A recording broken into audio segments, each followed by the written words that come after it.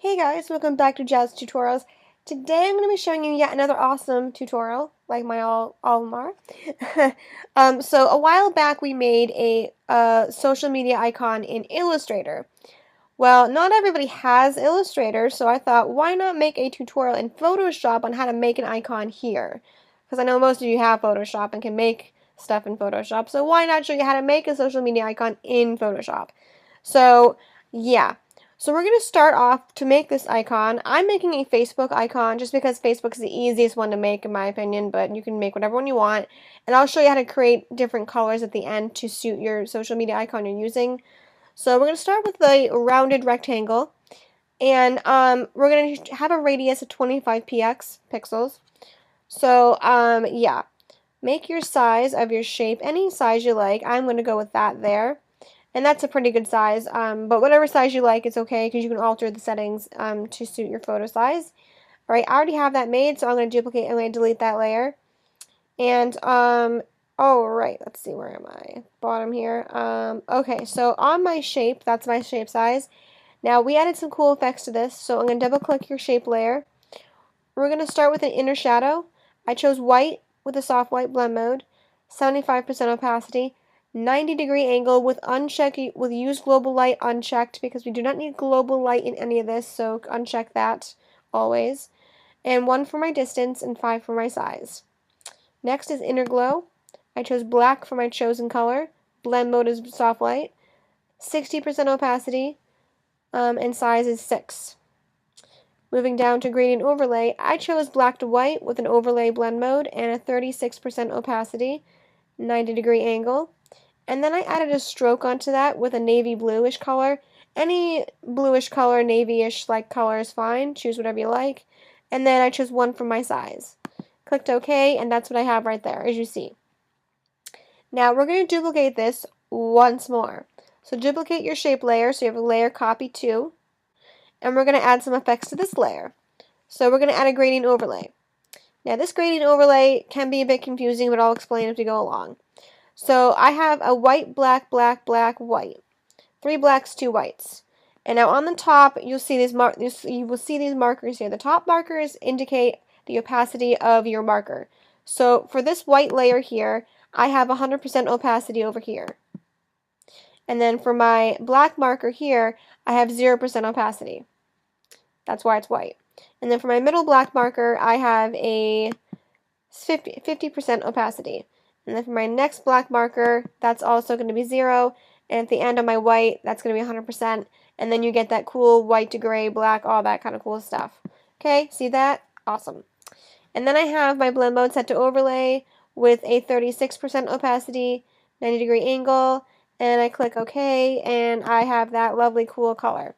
Alright, now that you have that, duplicate that layer so we can work on another cool styles. So shape copy 2, double click that. We're going to add some cool other effects. Double click it. We're going to add another gradient overlay on this layer, and this one's going to be a bit different. We're going to have 3 of the top markers and 1 of the bottom. Now you're probably thinking, well, how do I get 1 marker but 3 of the top?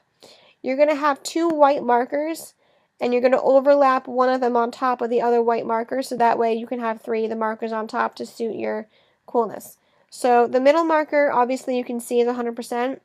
The right and the left are changed. So the right one here is 70% for the opacity, and the left one over here is 30%. I clicked OK, and that was my cool effect there. I have soft light for my blend mode and 20% for my opacity, 90-degree angle. Click OK, and that's the effect I got right there. Alright, it's a bit more blended in. Alright, now we're going to add another layer. This one's going to be a rectangle layer, not a shape layer, not a rounded rectangle, but a regular rectangle. So I had to zoom in a bit far for this just so I can get it correctly. I want to have the rectangle kind of all the way around it, like this. If you can see that. Not really. Well, you'll see in a second. So once you have your rectangle kind of where you want it inside of your shape you just made, then you're going to double click that layer, and you're going to add a bunch of stuff to that. We're going to start with the inner shadow, blend mode multiply, 75% opacity, uncheck use global light again, 90 degrees for that, 2 for your distance, and 4 for your size. Moving down to inner glow, we have a black color again with a soft light, 40% opacity, and then 4 for your size. Last but not least, we had a gradient overlay, and this gradient overlay is the same one as we did to the previous layer. It's the white and that gray, so you can probably copy that layer style and move it over here. Pretty coolness. Alright, and we have a 30, and this one's a 30% opacity. Click OK, and you will see that. Look at that, guys. You have a nice looking rectangle within your lovely shape. Now is where your logo comes in. So depending on what social media icon you're making, you'll want to put in your logo inside that lovely rectangle you just made. So because mine is Facebook, I'm going to add a black Facebook icon. Zooming out, look at that. Pretty cool. Now here's where I'm going to show you how to create this to suit your social media icon. So if you're making one for Twitter and you want to change the color, no problem. You can do that.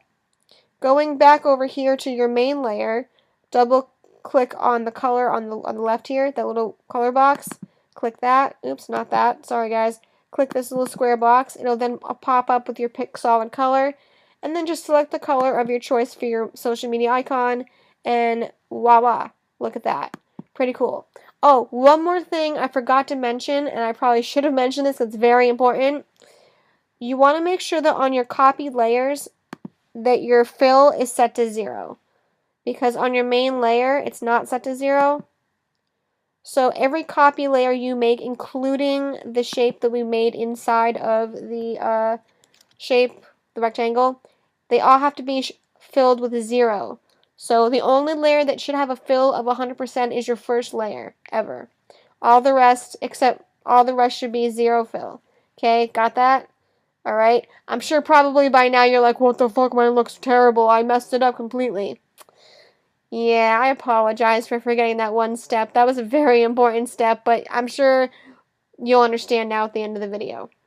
Alright, so yeah, you can always change that up, and you might want to also change your stroke color as well. So if you're doing a Twitter icon, change that to this kind of color or whatever, or you can even leave it out because really it kind of blends in quite nicely anyway. So yeah, just changing this thumbnail color can change whatever icon you're making. Red for YouTube, or whatever. So yeah, it's very versatile and very cool. So I hope you enjoyed this tutorial. I hope it was fun for you. If it was at all kind of boring and it was really dull, I'm sorry. You know, I can't cater to everybody at once.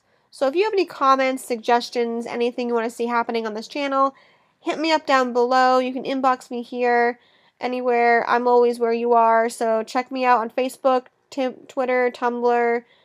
Where else am I?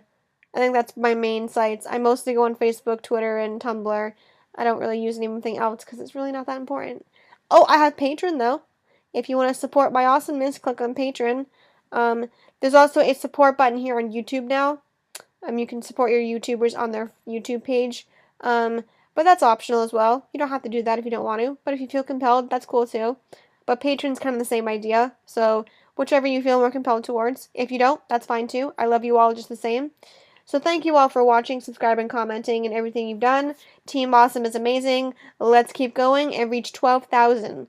We're at 11,000 subscribers so far. Let's keep the awesomeness rolling and see how far we can even take this. We're going to take over the world! Alright, I'm going to stop blabbing and leave you alone. Okay, bye.